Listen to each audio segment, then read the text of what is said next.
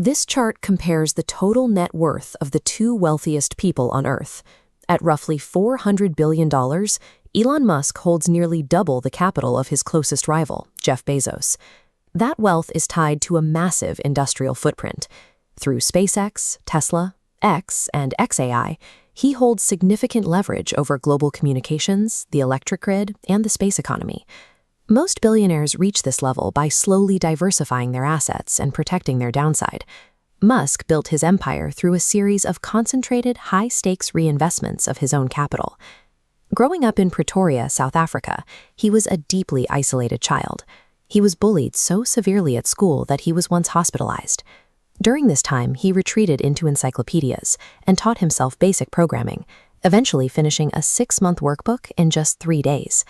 By age 12, he had built and sold his first video game for $500. He achieved his current status by treating his entire career like a casino, repeatedly betting his entire net worth on impossible odds. After moving to North America and transferring to the University of Pennsylvania, he spotted a massive inefficiency. In 1995, local businesses were still relying on heavy paper directories. He and his brother started Zip2, an online map and business listing service.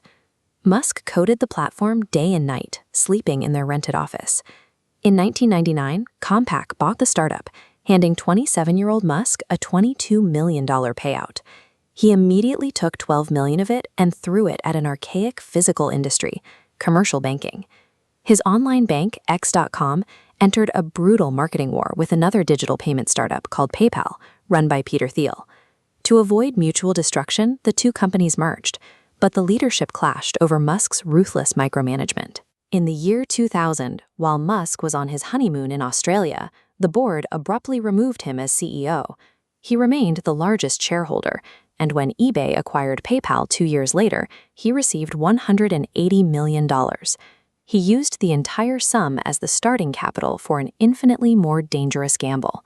Right as the PayPal deal closed, Musk suffered the loss of his 2.5-month-old son. He coped with the grief by throwing himself into an engineering problem that seemed technically impossible, establishing human life on Mars. He flew to Russia to buy refurbished intercontinental ballistic missiles to use as launch vehicles. The Russian dealers refused to take him seriously, mocking his ambitions and demanding $21 million for a single rocket. On the flight back, he crunched the numbers.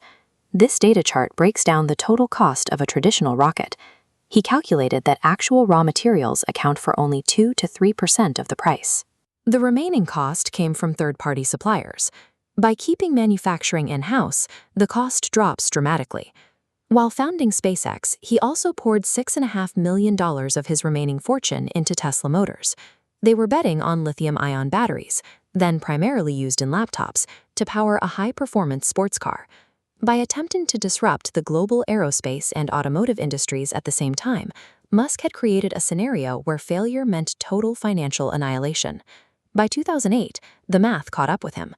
SpaceX's first rocket, the Falcon 1, failed its maiden launch. The second launch spun out of control. The third launch exploded mid-air. In 3 attempts, he incinerated $100 million of his personal capital.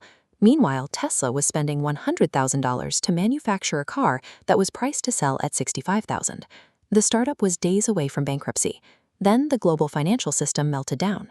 Credit froze entirely, guaranteeing that no institutional investors would save 2 deeply unprofitable hardware startups. Out of options, Musk liquidated his remaining personal assets, including his McLaren sports car, just to fund Tesla's payroll. SpaceX had just enough funding left for exactly 1 more launch. If this 4th rocket failed to reach orbit, both companies would cease to exist. Facing total ruin, Musk pushed every remaining chip he had to the center of the table and initiated the countdown. The 4th Falcon 1 reached orbit, making SpaceX the first private company in history to achieve the feat. Weeks later, NASA awarded them a $1.6 billion contract to deliver cargo to the International Space Station. On Christmas Eve, Musk secured $40 million in emergency funding for Tesla. That money allowed for the launch of the Model S, a premium electric sedan that functioned as a computer on wheels, receiving new features through wireless software updates. Over the next decade, SpaceX slashed the cost of spaceflight with reusable rockets, while Tesla scaled to become the most valuable car company on Earth. By surviving the 2008 collapse, Musk validated his strategy of using vertical integration and extreme risk to disrupt stagnant industries. Today, that methodology makes him a deeply controversial figure. From mass layoffs at Twitter to his volatile public behavior, he now wields an immense combination of private wealth and political power. His ruthless management style is a direct artifact of the 2008 crisis. His companies were forged in an environment where a single delay meant total liquidation.